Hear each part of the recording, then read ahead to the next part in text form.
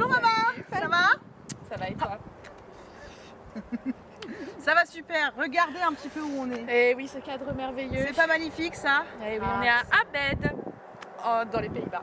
Eh oui, pas loin d'Amsterdam. Voilà, on profite de Effectivement. cette belle nature pour vous parler de quoi? Mais de l'enfant. Eh oui, de l'enfant, parce que l'enfant c'est comme une fleur. Eh oui, comme ces magnifiques fleurs qu'on voit tout autour de nous. Ça sent bon. Bon, sauf quand il a fait caca sur lui, mais en théorie ça sent bon.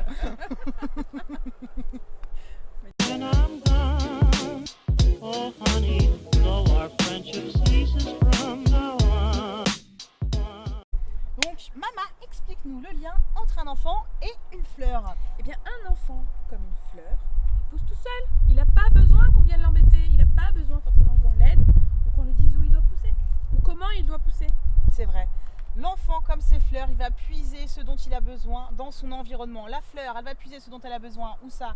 Dans la terre, dans l'air qu'elle respire. Eh bien, l'enfant, c'est pareil. C'est dans son environnement quotidien qu'il va puiser ce dont il a besoin. Toujours. Donc, c'est important de prendre soin de son environnement, d'enlever les mauvaises herbes, d'adapter ce dans quoi il vit, de lui donner de l'eau un peu mais pas trop, de l'engrais un peu mais pas trop. Voilà, de lui mettre un tuteur s'il a besoin pour qu'il puisse grandir dans la bonne direction. Mais une fois qu'il est grand, on peut l'enlever et le laisser se débrouiller par lui-même. Voilà, et il va grandir, grandir, grandir et encore grandir. Et on est tout à fait dans la notion d'aide utile. Il sait le faire tout Exactement. seul.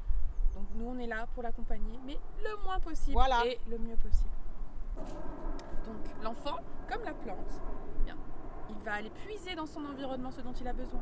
La plante, elle a des racines et elle va aller chercher les nutriments et tout ce dont elle a besoin. Et l'enfant, c'est pareil. Il sait au fond de lui ce qui est bon pour lui.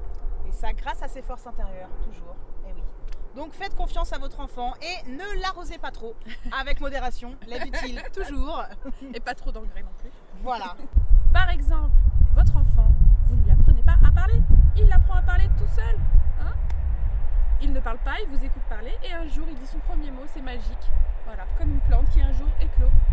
C'est magique. C'est beau ce que tu dis quand même, maman. Ah, j'ai toujours des beaux exemples, je sais. Ben oui, en plus là dans ce cadre magnifique, ça Je suis inspire inspirée. forcément, voilà. Et oui, c'est bucolique, c'est beau, c'est la vie.